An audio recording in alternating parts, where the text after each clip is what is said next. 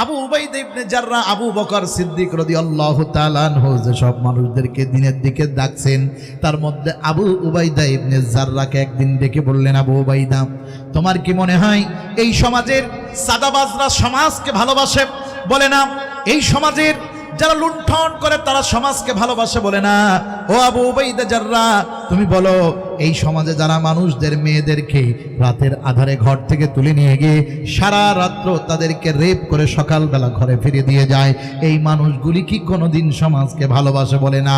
ও আবু উবাইদা বিন জাররাহ, তুমি বলো তো দেখি, তোমার চোখে গোটা মক্কা নগরীতে সবচেয়ে ভালো মানুষকে? আবু উবাইদা বললেন, আমার চোখে মক্কা নগরীতে সবচেয়ে ভালো মানুষটার নাম হলো মুহাম্মাদুর রাসূলুল্লাহ। নারে তাকবীর! মুহাম্মাদুর রাসূলুল্লাহ তোমার চোখে এত ভালো মানুষ কি করে হলো? আবু উবাইদা, তুমি কি জানো মুহাম্মদ কেমন মানুষ? এই মুহাম্মদ সাল্লাল্লাহু আলাইহি সাল্লাম সম্পর্কে তোমারে জানতে হবে। হযরত আবু উবাইদা বললেন, মুহাম্মদ সাল্লাল্লাহু আলাইহি সাল্লাম কেমন মানুষ আমারে বলেন। একজন সাহাবী বিশ্ব নবীর কাছে অনেকগুলি খুরমা খেজুর নিয়ে এসেছেন একটা ঝুড়ি ভরে। কতগুলো বড় জ্ঞানময়, খেয়াল করে শুনবেন। এক ঝুড়ি ভরে খেজুর এনেছেন বিশ্ব নবী মুহাম্মদুর রাসূলুল্লাহ সাল্লাল্লাহু আলাইহি সাল্লাম। সাহাবীকে বললেন, সাহাবী রে, এই খেজুরগুলি তুমি যে এনেছো কোথা থেকে আনলে? দেখেন, পীর সাহেবকে আপনি খেজুর দেবেন, পীর সাহেব হুজুর খুশি, আমারে মোটা টাকার একটা অঙ্ক দিয়ে দেবেন, আমি পকেট ভরে নিয়ে বাড়ি চলে যাব, বড় খুশি হয়ে যাব। কিন্তু আল্লাহর রাসূলের আদর্শ কেমন? নবীজি বললেন, ও সাহাবী, তুমি যে খেজুরের একটা বড়, এই যে একটা ঝুড়ি ভরে খেজুরগুলি আনলা, কোথা থেকে আনলা? সাহাবী দেখে বললেন, হুজুর, আমি এই খেজুরগুলো আমার বাগানের মধ্যে সবচেয়ে ভালো গাছ, যেটা বেশি মিষ্টি খেজুর, আপনার জন্য পেরে এনেছি। বিশ্ব নবী মুহাম্মদুর রাসূলুল্লাহ সাল্লাল্লাহু আলাইহি ওয়াসাল্লাম বললেন, ও সাহাবী, তুমি যে খেজুরগুলি এনেছো, তোমার ঘরের মধ্যে কি তোমার কেউ আছে নাকি? বাবা মা আছে নাকি? তোমার ঘরের ভিতরে তোমার স্ত্রী পুত্র আছে? তুমি বলো। সাহাবী বললেন, ইয়া রাসূলুল্লাহ, আমার ঘরের মধ্যে আমার বাবা নাই, আমার মা আছে, আমার পুত্র কিংবা আমার সন্তান নাই, আমি বিয়ে শাদী করি নাই। হুজুর, আমার মা আছে, অসুস্থ মা। রাসূলুল্লাহ বললেন, তোমার মারে নিয়ে যায় খেজুরটারে আগে তোমার মারে খাওয়াও, এরপরে মা যখন খাওয়া শেষ হবে, মায়ের কাছ থেকে অনুমতি নিয়ে রাসূলুল্লাহর দরবারে পৌঁছে দাও। নবীজির আদর্শ কারে বলে? বিশ্বনবী মুহাম্মদ সাল্লাল্লাহু আলাইহি সাল্লাম তিনি কত আদর্শবান ছিলেন। আল্লাহর হাবিব সাল্লাল্লাহু আলাইহি সাল্লাম সম্পর্কে আবু উবাইদা ইবনে জাররাহকে আবু বকর বললেন, দেখো আমার নবীজি কেমন, আমার রাসূলের আদর্শ দেখো। একজন সাহাবী রাসূলুল্লাহর দরবারে গেলেন, যে বললেন, ইয়া রাসূলুল্লাহ, ইয়া হাবিবাল্লাহ, আমি আপনার সাথে জিহাদ করতে যেতে চাই, ইসলামের জন্য জিহাদ করে আমি শহীদ হতে চাই। রাসূলুল্লাহ বললেন, তোমার ঘরে কে আছে? সাহাবী বললেন, ইয়া রাসূলুল্লাহ, আমার ঘরের মধ্যে আমার মা আছে। বললেন, তাহলে তুমি আগে তোমার মায়ের সেবা করো, তোমার মায়ের সেবা করা তোমার জন্য সর্বোচ্চ জিহাদ। এক হাদিসের মধ্যে এসেছে, বিশ্ব নবী সাল্লাল্লাহু আলাইহি সাল্লাম তিনি উম্মতকে এত মহব্বত করেছেন, আর পৃথিবীতে কেউ রাসূলের মতো এত মহব্বত কোনো নবী করে নাই। আওয়াজ দিয়ে বলেন আল্লাহু আকবার, আরো জোরে বলেন আল্লাহু আকবার। রাসূল সাল্লাল্লাহু আলাইহি সাল্লামের মতো এত মায়া, এত মহব্বত কোনো নবী করতে পারে নাই উম্মতকে। কেমনে? যত নবী পৃথিবীতে এসেছে, সব নবী মারা যাওয়ার সাথে সাথে তাদের উম্মতের কাজ শেষ। মুহাম্মদুর রাসূলুল্লাহ সাল্লাল্লাহু আলাইহি সাল্লাম পর্যন্ত আদম নবী থেকে শুরু করে যত নবী এসেছেন, সব নবীরা ইন্তেকাল করেছেন, উম্মতের মায়া নাই, উম্মতের আর কোনো জবাব দেওয়া লাগবে না। খুবই আজীব তথ্য। তার মানে হলো, এই শৈলকুপা উপজেলার যিনি ইউনো সাহেব উনি গতকালকে আইছেন, মনে করেন থাকবেন 2 বছর, 2 বছরের মধ্যে যা ঘটবে ওনার জবাব দেওয়া লাগবে। কিন্তু 2 বছর পরে উনি চলে গেলেন আরেক উপজেলায়, ওই যেদিন যাবেন তারপরে যা ঘটুক ওনার কোনো জবাব দেওয়া লাগবে না। আল্লাহর নবীর আগ পর্যন্ত যত নবী আসছে, ওই নবীরা বেঁচে ছিলেন যতদিন, ততদিন উম্মতের জন্য তার ফিকির ছিল, মরে গেছেন আর ফিকির নাই। চোখ বন্ধ হয়ে গেল, উম্মতের জন্য আর কোনো টেনশন নাই। কিন্তু মুসলমান রে, আমার একজন নবী পেয়েছি, আমরা একজন নবী পেয়েছি, একজন রাসূল পেয়েছি, যেই রাসূলের দরবারে জিবরিল আমিন যেদিন নবীজি দুনিয়া থেকে বিদায় নেবে, একজন মানুষ রাসূলুল্লাহর ঘরের দরজায় এসে সালাম জানালো। আল্লাহর নবী বললেন, ফাতিমা দেখো তো দরজার সামনে কে দাঁড়ানো। হযরতে ফাতিমা দরজার সামনে গিয়ে দরজাটা খুলে দিলেন। সুঠাম দেহের এক সুন্দর যুবক হযরতে ফাতিমা লজ্জায় তাড়াতাড়ি নিজের মুখটা ঢেকে ফেললেন। ডেকে বললেন, বাবা এক যুবক দাঁড়ায়। আল্লাহর নবী বললেন, তুমি তারে আসতে দাও। ভিতরে ঢোকার পর জিবরিল আমিন সালাম জানায়া বললেন, হুজুর আমি জিবরাইল, কোনো লজ্জার কোনো কারণ নাই, আমি মানুষ না। জিবরিল আমিন ডেকে বললেন, হুজুর আপনার কাছে আমি আসছি, আল্লাহ পাক আপনারে সালাম জানাইছেন, আপনি সালামের জবাব দেন। বিশ্ব নবী মুহাম্মদুর রাসূলুল্লাহ সালামের জবাব দিলেন। অনেক কুশল বিনিময় হয়ে গেল। কিছুক্ষণ পরে জিবরিল আমিন বললেন, হুজুর গো আপনার এই দরজার সামনে আরো একজন ফেরেশতা দাঁড়ায় আছে। রাসূলুল্লাহর বুঝতে বাকি রইল না। আল্লাহর নবী বললেন, কাকে দাঁড় করায় রাখছেন, কেন তার সাথে করে ঢোকান নাই? বলে, হুজুর আপনি যদি অনুমতি না দেন, আমি জিবরাইলের কোনো ক্ষমতা নাই ওই লোকটারে ভিতরে ঢোকানো। কারণ আল্লাহ পাক রব্বুল আলামিন আমারে এই কথা শিখায়া দিয়েছেন, নবীজির অনুমতিতে তারে ঢোকাবা। নবীজি যদি অনুমতি না দেয়, ওখান থেকেই যেন নবীর দরবারে না ঢোকে। আল্লাহর নবী বললেন, না না তা হতে পারে না, আপনি তারা ভিতরে আসতে বলেন। ভিতরে জিবরাইল আমিনের সাথে আজরাইল ঢুকলেন। আল্লাহ নবীর সামনাসামনি হলেন। নবীর বুঝতে বাকি রইল না, আর কিছুক্ষণ পরেই হয়তো বা আমি দুনিয়া থেকে বিদায় নেব।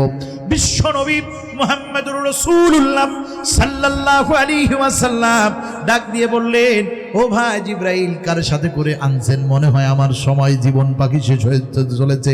জিবরাইল বললেন, হুজুর আপনার জন্য সামান্য একটু সময় বাকি আছে, আপনি ওযু ইস্তেনজা করে নিতে পারেন, মৃত্যুর প্রস্তুতি নিতে পারেন। আল্লাহর নবী বললেন, মা আয়েশাকে, আয়েশা রে আমার ওযুর পানিটুকু এনে দাও। বিশ্ব নবীর জন্য ওযুর পানি এনে দেওয়া হলো, মিসওয়াক এনে দেওয়া হলো। আল্লাহর নবী মিসওয়াক দিয়ে এত জোরে জোরে মিসওয়াক করতেছিলেন। হযরত আম্মা জান আয়েশা বলেন, আমার মনে হতেছিল বিশ্ব নবীর মুশরকগুলি উঠে উঠে যাবে। আমার নবীজি এত জোরে জোরে মিসওয়াক করতেছেন, কারণ হতেছে তার কাছে চারজন ফেরেশতা আল্লাহর কাছে সবচেয়ে বড় দামি। একজন হলেন জিবরাইল, আর একজন হলেন আজরাইল, আর একজন হলেন মিকাইল, আর একজন হলেন ইসরাফিল। জোরে বলেন আল্লাহু আকবার। এই মুহূর্তে আল্লাহর রাসূলের সামনে যেই দুইজন দাঁড়ানো, এরা হলো জলিল কদর মাশহুর ফেরেশতার চারজনের দুইজন। আল্লাহর নবীর সামনে এসেছে যেন তাদের গায়ের থেকে মুখ থেকে কোনো বদবু না আসে, এজন্য পবিত্র হয়ে আল্লাহর নবী বললেন, ও মা আয়েশা রে আমার জন্য একটু মুসাল্লা পেরে দাও। মুসাল্লা পেরে দেয়া হলো, নামাজের জায়নামাজ। নবীজি জায়নামাজের উপরে বসে গেলেন, দাঁড়িয়ে গেলেন। আল্লাহর নবী মনের কাকুতি মিনতি করে জীবনে যত নামাজ আদায় করেছেন, রাসূলুল্লাহর অত নামাজ। আম্মা জান আয়েশা বলেন, হুজুরের নামাজ আমি দেখেছি নিজের চোখে। রাতের বেলায় যখন তাহাজ্জুদের নামাজ পড়েছেন বিশ্ব নবী, আল্লাহর নবীর নামাজ আনতে আমি দেখেছি। এত দীর্ঘ সেজদা করেছেন নবীজি। নবীজির পিছনে আমি বসে থাকতে থাকতে ক্লান্ত হয়ে গেছি, ঘুমের ঝিমটি আসে। আমার মনে হয় মাঝে মাঝে রাসূল কি মারা গেলেন নাকি, এই জন্য আমি নিজে রাসূলুল্লাহর বৃদ্ধ আঙ্গুলে মাঝে মাঝে সিমটি কাটতাম। আল্লাহর নবী তবুও আঙ্গুল নড়াতেন না, নিজেও উঠতেন না। অনেকক্ষণ পর্যন্ত সিজদায় অবনত থেকে ছোট ছোট বাচ্চারা যেমন বাইনা ধরে ধরে কাঁদে, ফুপায়া ফুপায়া, আল্লাহর নবী তাহাজ্জুদের নামাজের মধ্যে এইভাবে করে আল্লাহর কাছে কাঁদতেন।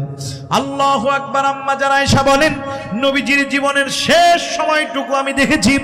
এত দীর্ঘ রুকু, আর আমার জিন্দেগিতে এমন রুকু আমি কোনোদিন দেখি নাই। আমার জিন্দেগিতে আমি এমন সিজদা কোনোদিন করা দেখি নাই। নবীজি আল্লাহর কদমে এত মজা করে সিজদা করতেছিলেন। আল্লাহ আল্লাহর নবীর 2 রাকাত নামাজ শেষ হয়ে গেল। জিবরিলকে বললেন, জিবরিল রে, আমি এখন মৌতের বিছানায় শুয়ে পড়লাম, তুমি আজরাইল রে বলো সে যেন তার কাজ সে স্টার্ট করে। আল্লাহর নবী মৌতের জাকানদারিতে শোয়ার সাথে সাথে বিছানার মধ্যে শুয়া উম্মতের জন্য কাঁদতেছে আর বলতেছে, ওরে আমার উম্মত, আসসালাত আসসালাত আসসালাত। আল্লাহর নবী জীবনের শেষ সময়টুকু নিজের পুত্রের জন্য, কন্যার জন্য, বিবির জন্য, মেয়ের জন্য, সন্তানের জন্য, আপনজনের জন্য কাঁদে নাই। রাসূলুল্লাহ জীবনের শেষ সময়ে এসেও উম্মতের জন্য কেঁদেছেন। জোরে বলেন আল্লাহু আকবার। মুসলমান ভাইরা রে আমার, খুব খেয়াল করে শুনতে হবে, বিশ্ব নবী মুহাম্মদুর রাসূলুল্লাহ সাল্লাল্লাহু আলাইহি ওয়াসাল্লাম জীবনের শেষ সময়টুকু উম্মতের জন্য শুধু কাঁদে নাই, আল্লাহু আকবার, নবীজি কবরের মধ্যেও উম্মতি উম্মতি করতেছেন। আল্লাহু আকবার, আরো জোরে বলেন আল্লাহু আকবার। আমরা সেই নবী পেয়েছি যেই নবী চোখ বন্ধ হওয়ার সাথে সাথে আমাদের ভুলে যায় নাই, বরং আমাদের নিয়েই ব্যস্ত আছে। আল্লাহু আকবার বলেন। আরে কিয়ামতের দরবারে, কিয়ামতের ময়দানে, হাসরের ইয়াউমাল হাসরে, হাসরের ময়দানে আল্লাহু আকবার তাফসীরের মধ্যে এসেছে, বুখারীর বর্ণনা নিয়ে এসেছেন। আল্লাহু আকবার লিখেছে যে সব নবীরা রব্বি হাবলি উম্মতি না বলে বলবে রব্বি নফসি রব্বি নফসি রব্বি নফসি। আমার কি হবে, আমার কি হবে, আমার কি হবে? একজন নবী শুধু উম্মতি উম্মতি উম্মতি। আমার রাসূলের দায়িত্ব সেই সময় পর্যন্ত শেষ হবে না যতক্ষণ না নিজের উম্মতদেরকে আল্লাহর জাহান্নাম থেকে বাঁচায়া জান্নাতের চৌকাঠ পার করবে। জোরে বলেন আল্লাহু আকবার। নারে তাকবীর, লিল্লাহে তাকবীর। দিন ইসলাম, দিন ইসলাম।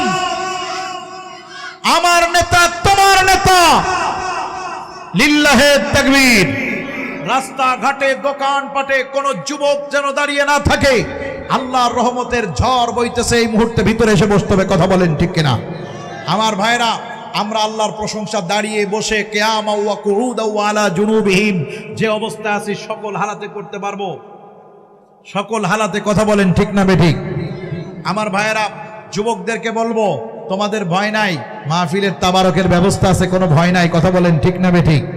অতএব যে যেখানে আসো পঙ্গপালের মতো দৌড়ে আসতে হবে। মাইকটা চালু করে দেন, পঙ্গপালের মতো দৌড়ে আসতে হবে। কথা বলেন ঠিক না বেঠিক? হ্যাঁ আমার ভাইয়েরা, আল্লাহর প্রশংসা, আল্লাহর কথা দাঁড়িয়ে বসে সর্বহালাতে হবে। কথা কন না কে? আমরা কি আল্লাহর প্রশংসা একটু করতে পারি না?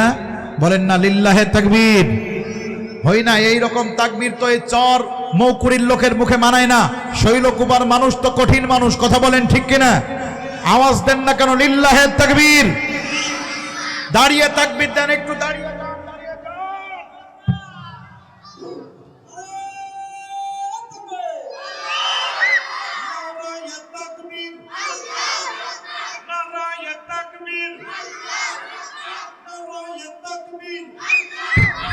লিল্লাহে তাকবীর। বীর মুসলমান ভালোবান কুরআন,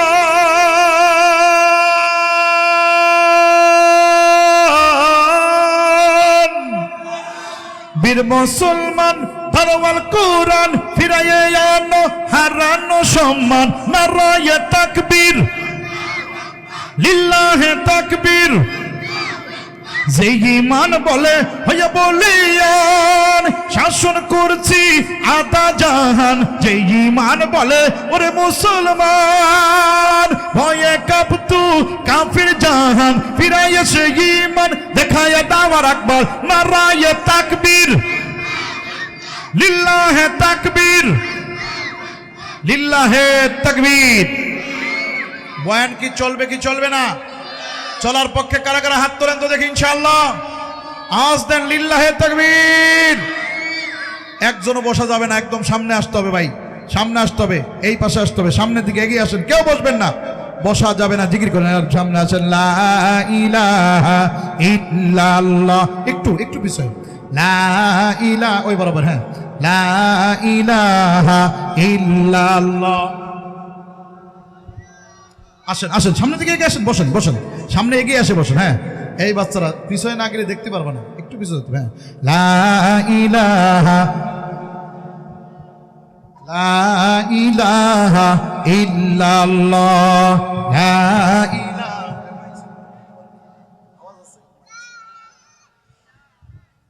মনিটর না হলে মনিটর না হলে এই ছেলে মনিটর ছাড়া বক্তা কোনো সময় আওয়াজ পাবে না।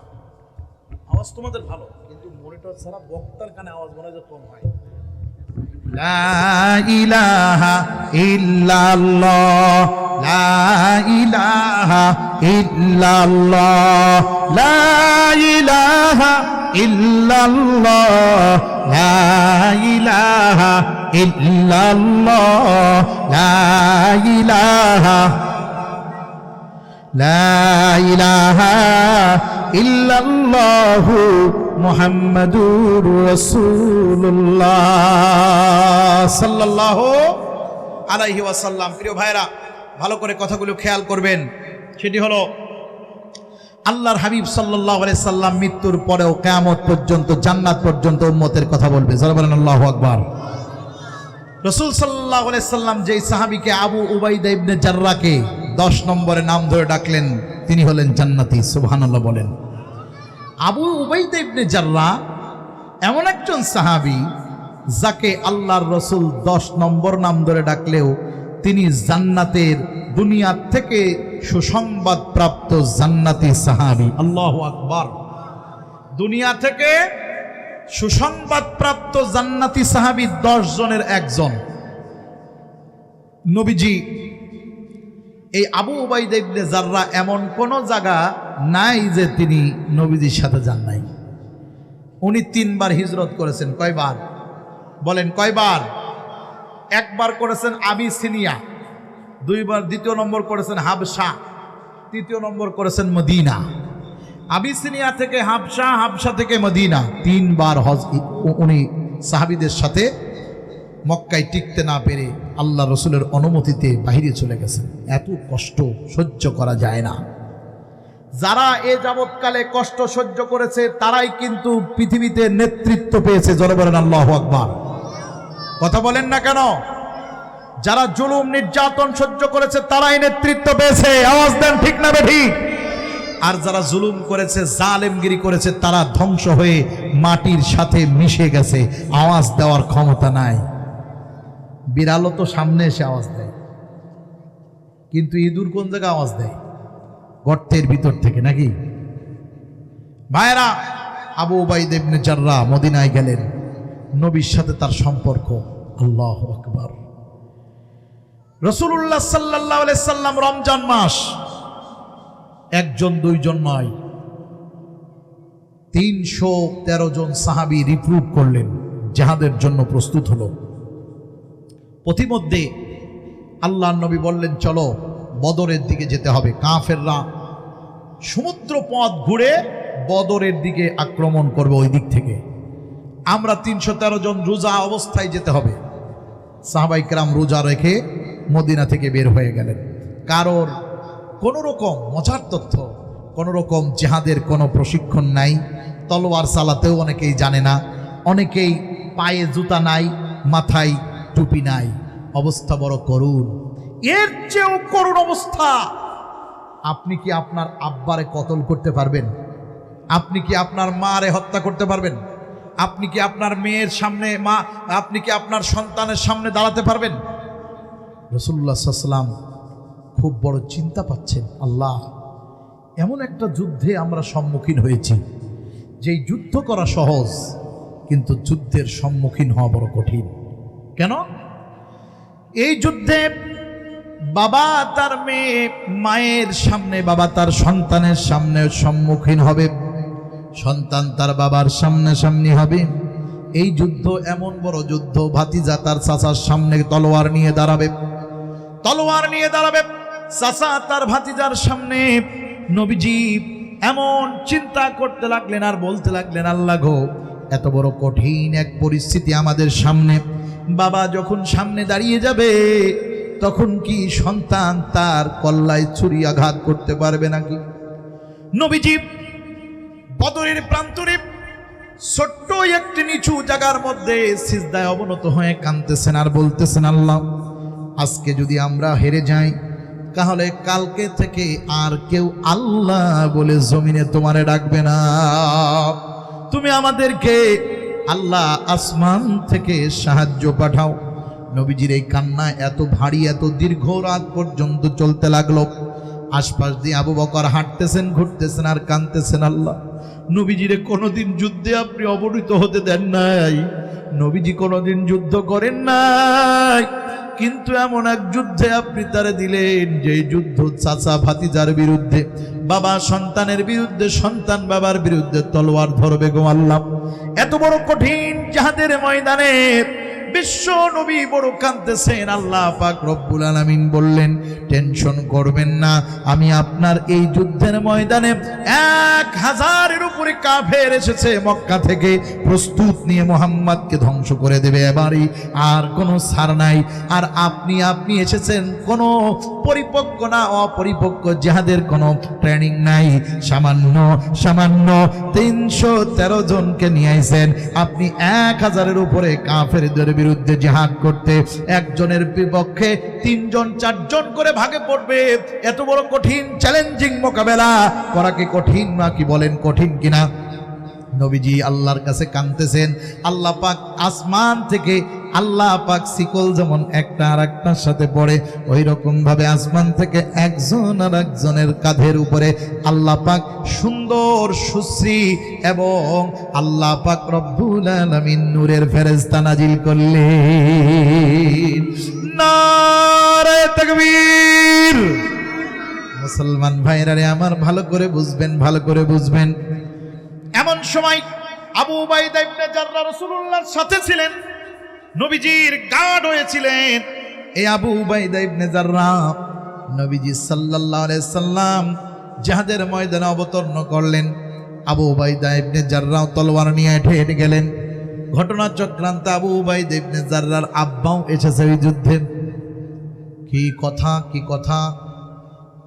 আবু উবাইদার আব্বা বড় মনের ভিতরে রাগ, আমার ছেলে মুহাম্মদুর রাসূলুল্লাহর উপরে ঈমান এনেছে, যদি আমার সামনে পড়ে ওরে আমি এক টপ দিয়ে দুনিয়া থেকে বিদায় দেব।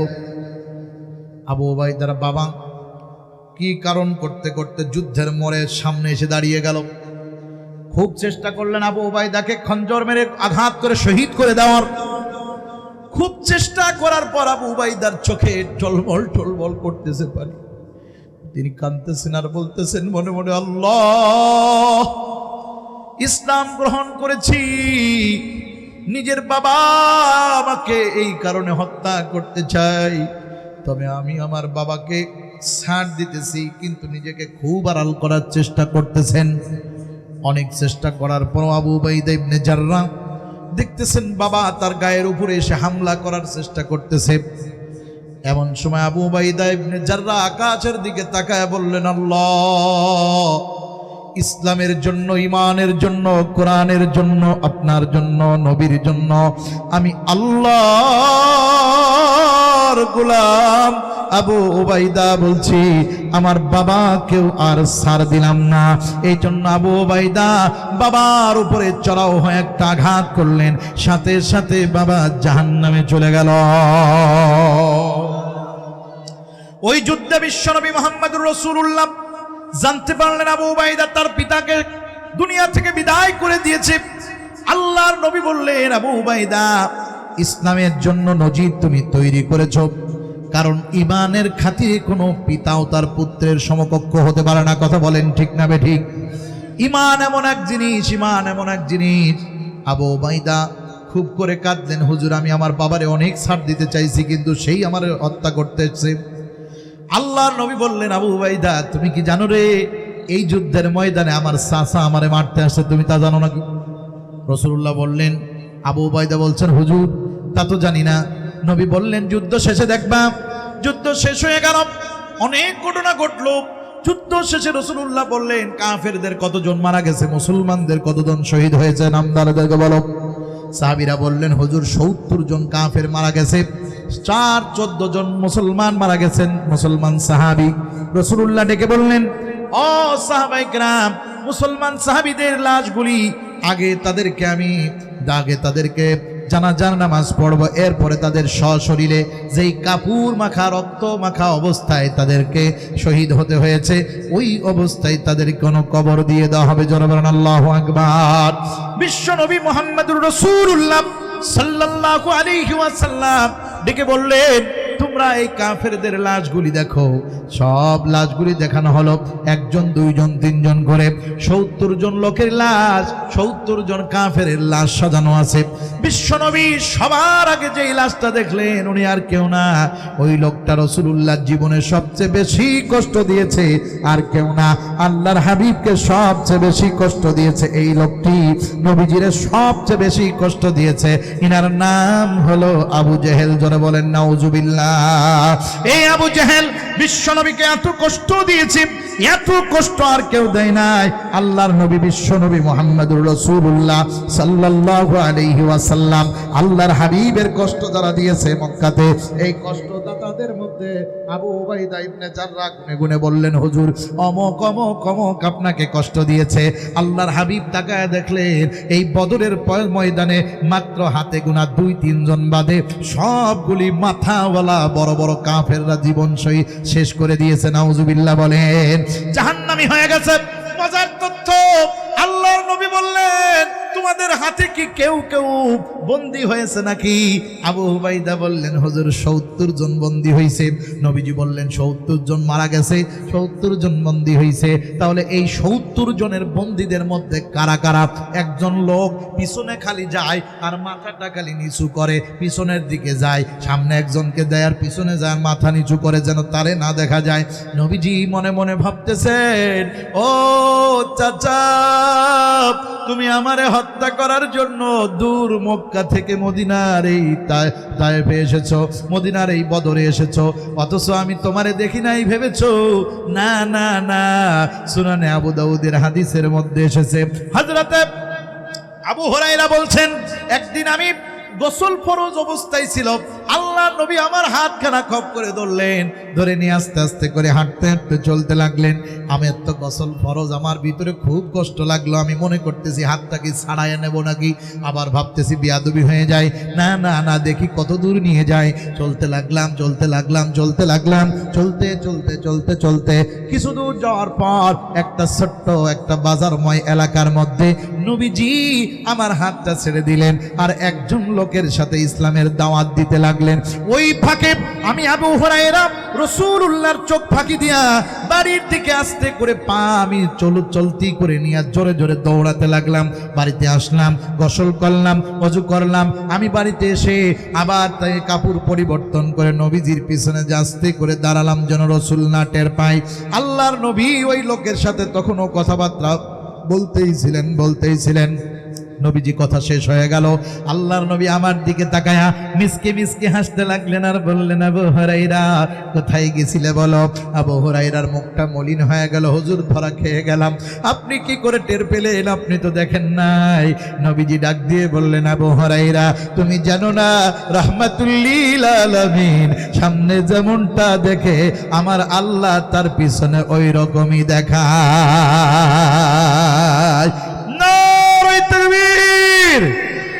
পাইলে নিরালাই গো রাসূল, পাইলে নিরালাই, বলেন পাইলে নিরালাই গো নবী, পাইলে নিরালাই।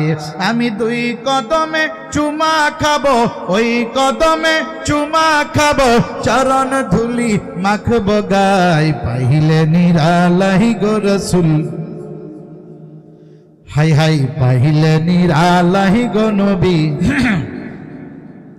আমি 2 কদমে চুমা খাবো, ওই কদমে চুমা খাবো, 2 কদমে। বলেন না ভাই, আরে ভাই রে ভাই, বলেন বলেন বলেন বলেন, 2 কদমে চুমা খাবো, ওই কদমে, 2 কদমে চুমা খাবো, 2 কদমে চুমা খাবো, চরণ ধুলি মাখবো গায়, পাইলে নিরালাই গো রাসূল, বলো পাইলে নিরালাই গো রাসূল, পাইলে নিরালাই। মদিনা শরীফ বহু দূরে,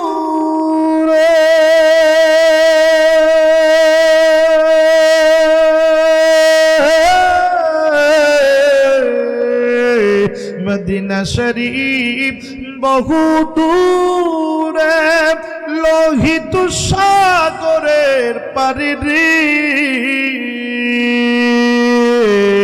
ওরে সর্মকুড়ি থেকে সালাম দিলে শৈলকুপা থেকে সালাম দিলে দয়াল নবী শুনতে পাই পাহিলে নিরালাহি গো রাসূল বলেন পাহিলে নিরালাহি গো রাসূল হাই হাই পাহিলে নিরালাহি গো নবী আমি দুই কদমে চুমা খাবো ওই কদমে চুমা খাবো চরণ ধুলি মাখবো গাই পাহিলে নিরালাহি গো রাসূল এই সবাই পাহিলে নিরালাহি গো নবী কষ্ট হয় নাকি বয়ান কি চলবে কি চলবে না আরো যারা বলেন চলবে কি চলবে না সবাই বলেন চলবে কি চলবে না বয়ান চলবে আওয়াজ দিয়ে বলেন চলবে কি চলবে না কোরআনের কথা চলবে কি চলবে না আল্লাহর কথা চলবে কি চলবে না নবীর কথা চলবে কি চলবে না সুন্নাহর কথা চলবে কি চলবে না আওয়াজ দিয়ে বলেন আল্লাহর কথা নবীর কথা কোরআনের কথা চলবে জোরে বলেন ঠিক না বেঠিক আর জোরে বলেন ঠিক কিনা সব বন্ধ হবে আল্লাহর কথা চলবে কথা বলেন ঠিক কিনা যারা আল্লাহর কথা বন্ধ করে দেবে ষড়যন্ত্র করবে আমরা তাদের সাথে নাই কথা বলেন ঠিক কিনা মাহফিলে যত বিয়াদবি মাহফিলে যত সমস্যা এই পৃথিবীতে নাকি ভোট পরে রয়েছে হবে কি হবে না সেটা পরের কথা এখনই মাহফিল বন্ধ করে দিচ্ছে চিন্তা করা যায় মাহফিলে কি দুনিয়ার সব ধ্বংস করে দিতেছে এই সূরারা একদল এরকম করে করে মরছে আর একদল লাগছে সবগুলো ধ্বংস হবে কোত্থেকে কন্ত থেকে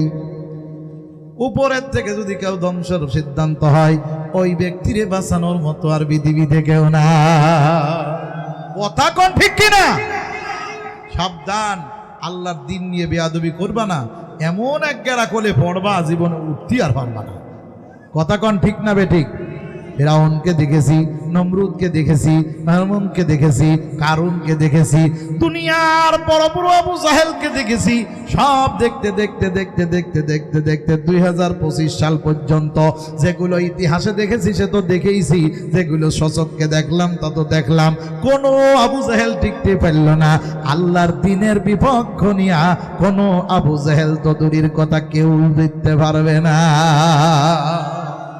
আবু উবাইদা ইবনে জাররা রাসূল সাল্লাল্লাহু আলাইহি সাল্লামের সামনে দাঁড়ায় দেখতেছেন আর ওই লোক খালি পিছনের দিক থেকে মাথা নিচু করতেছে নবীজি বললেন কারা কারা বন্দী হয়েছে নামগুলি একটু বলা হোক একজন সাহাবী দাঁড়ায় দাঁড়ায় নামগুলি বলতেছেন সুবহানাল্লাহ কোন আচ্ছা আমার একটা কথা বলেন আমি বলি আপনারা শোনেন সেটা হলো খুব মজার একটা তথ্য আপনারা ইতিহাস শুনেছেন যে বিদায় হজে প্রায় ১৬ লক্ষ সাহাবী রাসূলের সাথে হজ করেছে ইতিহাস শুনেছেন না হ্যাঁ বলেন বলেন বলেন হ্যাঁ বিদায় হজে কয় লক্ষ সাহাবী রাসূলের সাথে হজ করেছে ১৬ লাখ এই জায়গা কি ১৬ লাখ আছে হ্যাঁ কথা কয় না ১৬ লাখ আছে তাহলে আল্লাহর নবীর ওই সময় কি আজকের এই মাইক সেটের মতো কোনো সেট ছিল কোনো মাইকিং ছিল তাহলে রাসূল সাল্লাল্লাহু আলাইহি ওয়াসাল্লাম ওই সময় কিভাবে তাদের কাছে এই কানের কাছে তাদের ওই যে বিদায় হজের ভাষণ পৌঁছে দিল কিভাবে